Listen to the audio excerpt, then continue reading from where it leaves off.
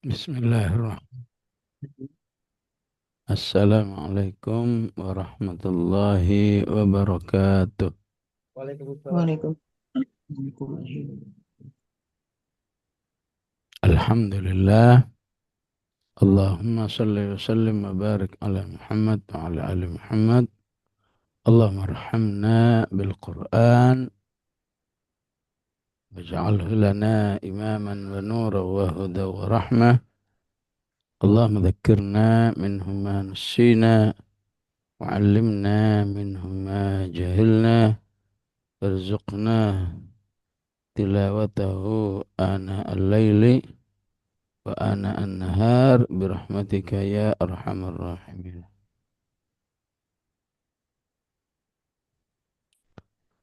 Tentu tidak akan terasa sebuah ijaz tanpa akidah.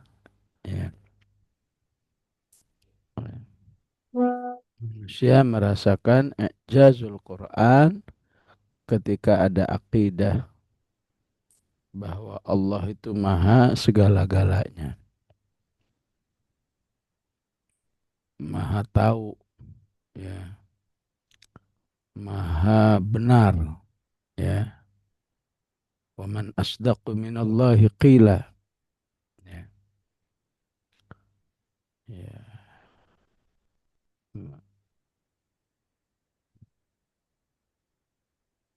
Di ayat Yasin tidak sekedar menyebut Khaliq tapi menyebut Khallaq, wa huwal Khallaqul Alim. Ya, ya super maha pencipta, ya. Jadi ketika ada prinsip akidah seperti ini, ya, maka Al-Quran semuanya adalah i'jaz, ya. Dari A sampai Z sungguhnya i'jaz, ya. Apa yang disebut oleh Allah i'jaz, ya. Sehingga para ulama mengatakan, ya, sekedar warna saja itu i'jaz, ya. Allah menyebut warna kuning, ya. Baqaratun safra, ya. Berarti warna kuning, ya, warna yang disebut oleh Al-Quran. Maka salah satu kaidah ijaznya, Allah tidak ingin menyebut sesuatu yang abal-abal, yang sia-sia, yang enggak ada nilainya. Ya. Nabi Musa ditegur oleh Allah ataupun diingatkan oleh Allah, ya, idnadahu rabbuhu bil wadil muqaddasi tuwa, ya, saat Nabi Musa berada di al-wadil muqaddasi tuwa, ya, maka Allah pun menyebut dirinya, inni ana rabbuka fakhla'na alaik, ya.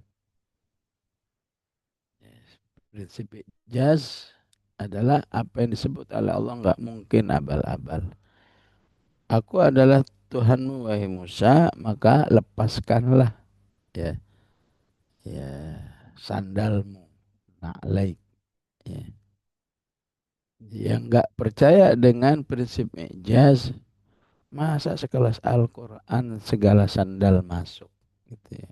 Ya, ya. Maka kalau nggak paham ya nggak paham aja, jangan malah nyerang Al-Quran, ya, sebagai keimanan dalam bentuk memuliakan Allah, ya. Makanya ayat-ayat orang yang tidak beriman dengan Al-Quran disebut sebagai ayat yang manusia itu telah melecehkan Allah. Misalnya di Al-An'am, wa ma qadarullaha haqqa qadarihi. idh qalu ma anzalallahu ala basharim min syai'. Ya, manusia itu telah melecehkan Allah, enggak menghormati Allah ketika dia menuduh bahwa Allah tidak pernah menurunkan wahyu apapun. Ma anzalallahu ala basharim min syai'. Ya. Jadi semua yang terkait dengan eh, meragukan, melecehkan wahyu Allah, maka masuk dalam kategori wa ma qadarullaha haqqa qadrihi. Ya. Kan termasuk seperti ini. Ya. Jadi kalau nggak tahu itu bukan berarti Qur'annya yang abal-abal, kamunya yang abal-abal. Ya.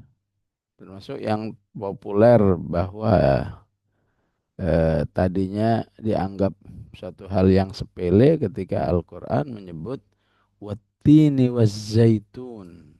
Ya, demi pohon tin dan pohon zaitun. Dulunya semua manusia mengatakan, ini gimana sih sumpah kok abal-abal seperti ini. Sementara yang lainnya wasyamsi wadduhaha wal laili idza yaghsha. Ya, dengan berjalannya waktu manusia meyakini, menyadari, oh ternyata pohon tin dan zaitun, pohon yang istimewa, pohon yang nggak mungkin manusia ya, nggak butuh dengannya ya. Begitulah prinsip ijaz ya. Jadi merupakan dampak daripada ya keimanan manusia itu kepada Allah Subhanahu wa taala. Ya. Maka yang penting beriman kepada Allah hatta ya manusia itu tidak paham Al-Quran, dia bisa mencari. Ya, ya, seorang nenek-nenek di kampung, ya, nggak bisa baca, nggak pernah sekolah, ya, ya, dia bisa bisa menjelaskan. Menurut versi nenek ini, ijaz Quran itu apa? Ya, dia nggak paham tafsir Al-Fatihah itu gimana, Al-Baqarah gimana. Tapi ya versinya akan mengatakan, ya, apa yang membuat nenek bisa membaca Al-Quran, hatam Al-Quran tiap bulan dalam kurun waktu 60 tahun. Ya. Ini kalau bukan ijaz, nggak mungkin ya. Ada, kok ada kitab dibaca oleh manusia, ya sebulan sekali hatam dalam kurun waktu 60 tahun. Ya. Mulai dia masih remaja sampai sudah sepuh sekali masih baca Al-Quran. Yaitu ijaznya, ya. Ya, saya dimudahkan oleh Allah, ya, mau aja suruh baca Al-Quran ya secara rutin, ya itu ijaznya saja dia mau baca. Ya. Ya. Kalau dikejar lagi yang membuat ibu mau baca apa? Ya karena saya setiap membaca, apalagi setiap selesai satu Quran, ada kebahagiaan yang membuat saya tidak ingin berhenti membaca. Ya. Bisa bahagia, ya, itu juga merupakan ijaz. Ya.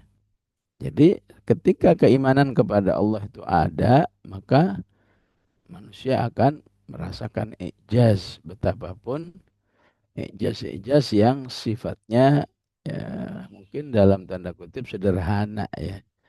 Ya, ijaz awamun nas ya. Ya, apalagi ketika kita belajar begini kita merasakan berbagai macam ijaz. Ya.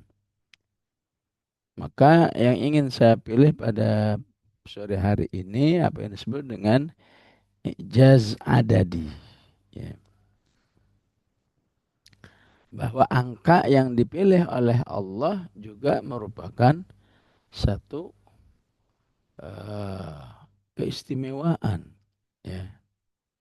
Allah menyebut angka 10 tilka asyaratun kamilah. Ya. Allah menyebut angka 7 walaqad atainaka sab'am minal mathani sab'an. Ya, ya. Allah menyebut angka 1.000. Alam tara ilal ladzina kharaju min diyarihim wa hum ulufun hadaral maut. Ya. Dan ayat-ayat yang lain ya. Maka termasuk ya walaupun setiap angka dibahas oleh para ulama ya, ya. Di balik angka 1.000, angka 7, angka 10 ya. Tilka asyaratun kamilah ya, angka 100 fajliduhum fajlidu mi'ata jaldah, cambuklah pelaku zina itu 100, cambuklah pelaku menuduh zina itu 80, fajliduhum tamanina jaldah, berarti angka 80 itu nggak mungkin ya satu hal yang remeh-temeh, karena ini dari Allah yang maha segala-galanya, yang maha tahu, maha luas ilmunya dan seterusnya. Ya. Maka yang ingin kita fokuskan sore hari ini adalah ijaz adat arba'in. Ya. Ijaz dibalik angka 40. Ya. Angka 40 yang paling ditonjolkan oleh Allah, yang dieksplisitkan oleh Allah adalah apa yang ada di surat Al-Ahqaf ayat 15. Ya. Hatta idza balagha arba'ina sanatan qala rabbi auzi'ni an ashkura ni'mataka allati an'amta alayya. Ya. Maka siapa yang mempelajari Al-Quran, angka 40 itu harus uh, menjadi angka yang istimewa karena angka recommended dari Allah Subhanahu wa taala. Ya. Maka para ulama ya menguatkan bahwa 40 itu berarti angka yang diistimewakan oleh Allah. Ya, kalau dalam ayatnya eh, contoh ayat yang lain 40 itu adalah dipanggilnya Musa alaihissalam bertemu dengan Allah ya, yang disebut di Al-Baqarah ataupun di Al-A'raf.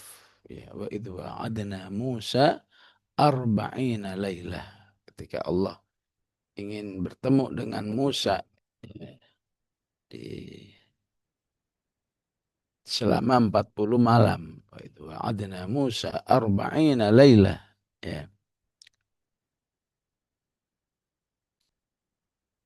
ya tentu ini membutuhkan pembahasan lain lagi ya. Ya.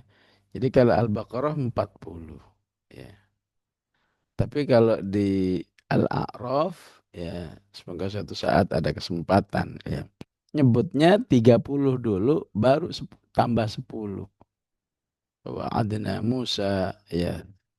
Talatina laylatan wa atmamnaha bi'ashrin fatamma miqatu rabbih arba'ina laylah. Ya. Tentu kalau di Al-Baqarah langsung 40, tapi di eh, Al-A'raf ya. Al-A'raf ayat 143 ya.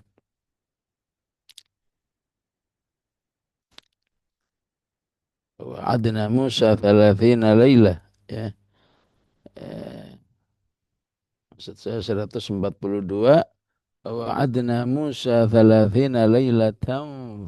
lailatan wa atmamnaha bi'ashrin fatamma miqatu rabbih arba'ina lailah ya. Nah, bagaimana tidak ijaz ayat 40 ini, angka 40 di surat Al-Ahqaf ini, karena ini terkait dengan kehidupan manusia. Ya. Atau sebelumnya 40 itu istimewa, kemudian terlihat pada diutusnya Rasulullah Sallallahu Alaihi Wasallam adalah 40. di usianya yang ke-40. Ya. Ujian kepada Nabi Yunus alaihissalam, ya, ketika ditelan oleh ikan, faltaqamahul hut, ya, adalah 40. Ya. Hadis lain, siapa yang sholat berjamaah di dalam 40 waktu, berarti dalam dirinya ada keimanan yang utuh, tidak mengandung kemunafikan. Ya, yaitu penguat-penguat bahwa 40 yang dipilih oleh Allah Subhanahu wa taala sebagai sebuah angka, ya, tidak mungkin, ya, ya, adalah hanyalah sebuah kebetulan, ya, sebuah kesia-siaan. Ya, pasti ada hikmah yang besar, ada rahasia yang besar, ya. Nah, kalau kembali ke surat Al-A'qaf ayat 15 itu, angka 40 itu dikaitkan dengan kehidupan manusia. Ya.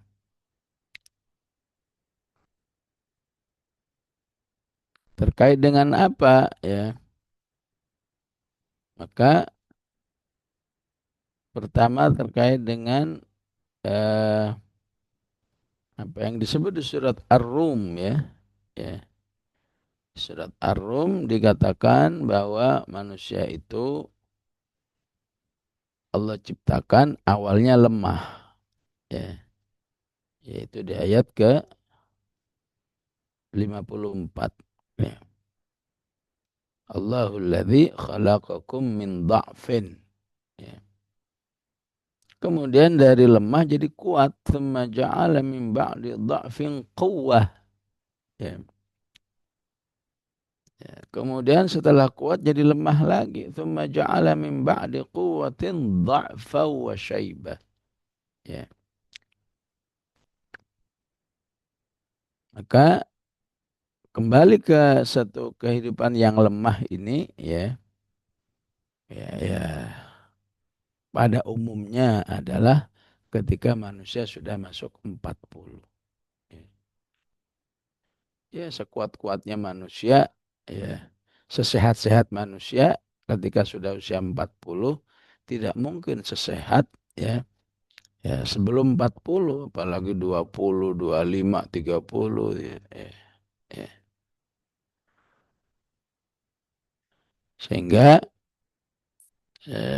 para ulama mengatakan, ya, 40 itu ibaratnya, ya, orang yang naik gunung, ya. Ya. Naik gunung istilahnya summit, ya, sudah sampai puncak, ya. Sudah sampai puncak itu namanya 40, ya. Ibarat usia sudah masuk usia, ya. Jadi kalau sudah sampai puncak ngapain? Ya turun, ya. Ya nggak mungkin dia berdiam di situ, ya. Makanya wajar ketika manusia di usia 40, ya, ya kondisi fisiknya sudah mulai menurun, menurun, menurun, sudah tidak mungkin sebaik, ya, sekuat sebelum 40. Ya.